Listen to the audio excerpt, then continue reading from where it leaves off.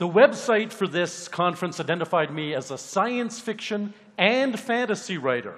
That's not true. I solely write science fiction. Science fiction is literally as far away as you can get from fantasy. Science fiction is about things that plausibly might happen. Fantasy is about things that never could happen. Science fiction is the literature of the empirical, the verifiable, the falsifiable. Fantasy, meanwhile, is the literature of magic and the supernatural. When a benighted columnist or climate change denier says something is just science fiction, he means really that it's just fantasy. We science fiction writers are rationalists. You won't find a more skeptical bunch about mental powers, past lives, UFOs, or New Age nonsense than us. Don't be confused. Star Wars is not science fiction. It's fantasy cosplaying or masquerading as science fiction, but it's the story of magical wizards, the Jedi Knights, and a magical force that they seek to control. With its robot droids and battered starships, it looks like science fiction, but it's really a fairy tale from, as it says, a long time ago in a galaxy far, far away. Real science fiction is about real science, and next year, the science fiction genre will celebrate its 200th anniversary. The first work of science fiction was Mary Shelley's Frankenstein, published in 1818. It's the first literary work about a scientist who conducts an experiment to test a hypothesis. Victor Frankenstein, Dr. Frankenstein, has studied the real-life research of Galvani, the Italian scientist, and hits on the notion that perhaps the application of electricity could reanimate dead matter. He conducts a laboratory experiment to test that hypothesis. But science fiction is more than just fiction about scientific experimentation, and Frankenstein illustrates this perfectly. Mary Shelley's book is widely taught in two types of courses to this day. Of course, it's the first book in many surveys of science fiction literature, but it's also widely taught in women's studies or feminist studies because it's a direct social comment on new reproductive technologies and the role of women.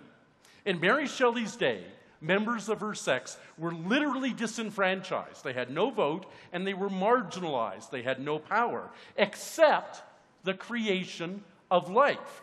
And if you take that from women and give it to men, said Mary Shelley, it will be a disaster because men lack the empathy and compassion she felt required to properly nurture human life. In her novel, everything goes wrong when Victor, very deliberately not Victoria, Frankenstein, rejects his creation, having been interested only in the scientific puzzle he was trying to solve. Think about that. Mary Shelley put these questions on the table, issues of bioethics, 41 years before Darwin published The Origin of Species, and 135 years before Crick and Watson figured out the structure of DNA. Is it any wonder that Alvin Toffler, one of the first futurists, called reading science fiction the only preventive medicine against future shock? The societal impact of what is being cooked up in labs is always foremost in the minds of a science fiction writer. And as our understanding of science advances, science fiction's focus on issues gets ever sharper.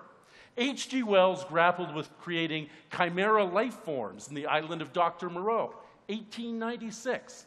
Aldous Huxley gave us a heads up on modified human beings in Brave New World from 1932.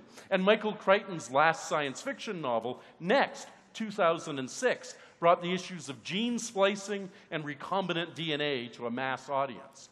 We science fiction writers explore these issues in a way that working scientists simply can't. Some years ago, I was hosting a documentary for Discovery Channel Canada, and I interviewed neurobiologist Joe Sien, who had created super intelligent mice at his lab in Princeton. Something we spoke freely about. He spoke freely about to me before the cameras were rolling. But as soon as my cameraman started rolling, he started making a cut gesture and said, we can't talk about mice being smarter. We can only talk about them having better memories on camera, or the public will be all over me. Science fiction writers do get to talk about the real meaning of research. We're not beholden to skittish funding bodies, and we're free to speculate about the full range of impacts new technologies might have. Not just the upsides, but the downsides. Always looking at the human impact, rather than couching research findings in vague, non-threatening terms. We also aren't bound by non-disclosure agreements the way so many commercial and governmental scientists are. Indeed, a year before the first atomic bomb was built, the FBI demanded that the magazine Astounding Science Fiction recall its March 1944 issue because it contained a story by Cleve Cartmel that detailed how a uranium fission bomb might be built. Science fiction is the WikiLeaks of science, getting word to the public about what cutting-edge research really means. Yes, anyone could have predicted the automobile, but only a science fiction writer could have predicted the traffic jam.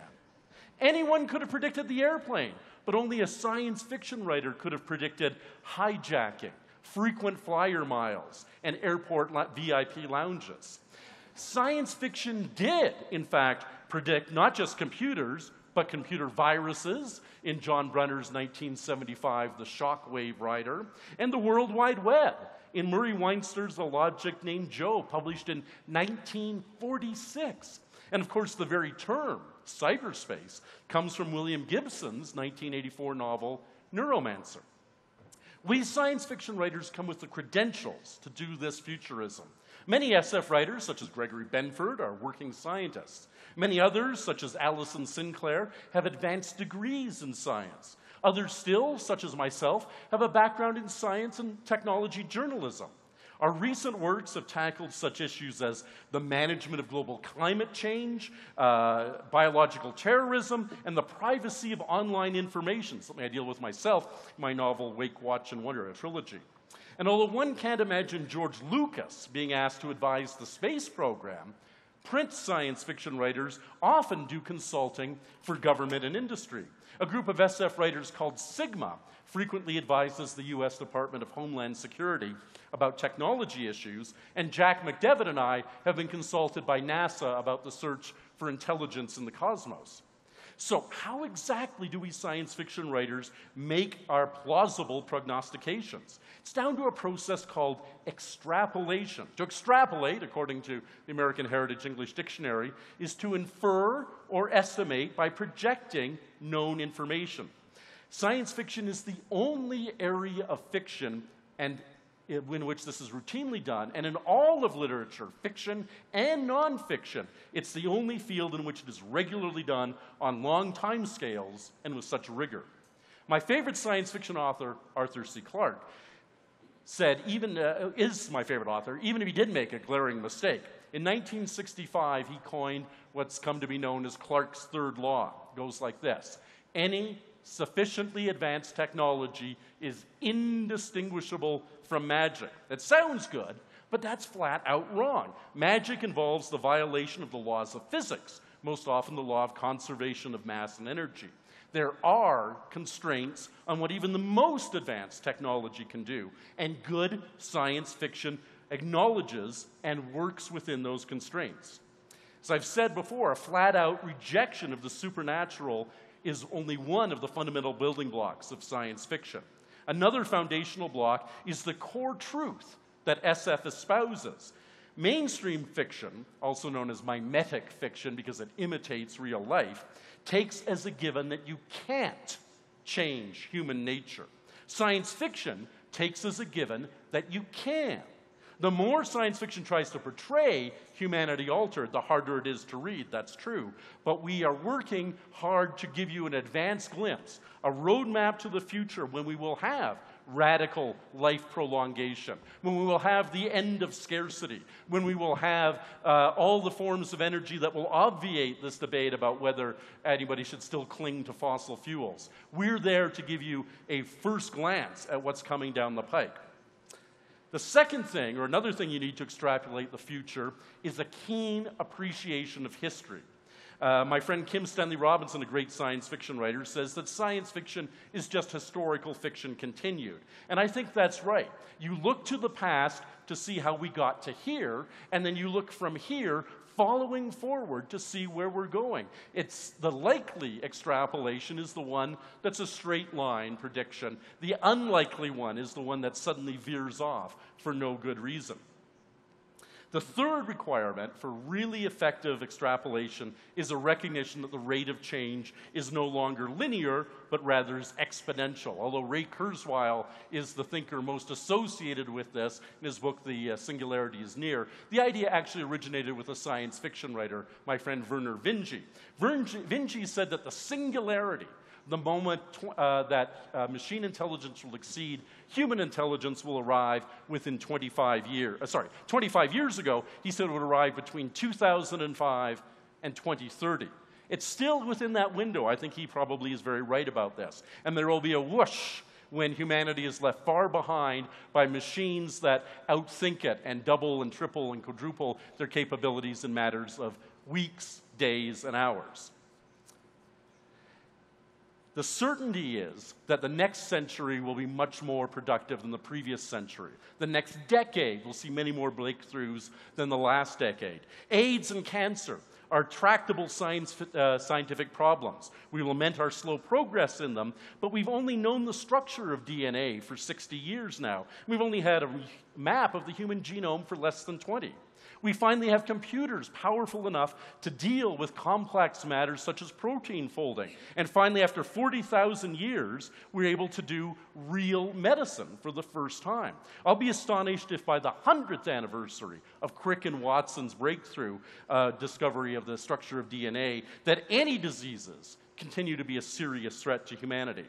It's not just technological devices that are changing, but also society as well. We heard on Friday from my fellow Canadian Steven Pinker about the fact that we are living in the most peaceful time in human history, which is a wonderful time to be alive. We have had so many changes in our lifetimes in terms of the United States having had a black president, South Africa having had a black president, Canada and Great Britain having had female prime ministers. The world is changing at an exponential pace. But I think of all the predictions that science fiction makes, the one that is most valuable, most nurturing, most wonderful, the one that we should hold close to our hearts and bear in mind every single day is, unlike the doomsayers, unlike so many who profit from a climate of fear, science fiction says loudly, clearly, and proudly that humanity has a future that will extend not just for years, not just for decades, not just for centuries, not just for millennia, but millions of years into the future. And that wonderful reality is what we should all look forward to. Thank you very much. Thank you. Thank you.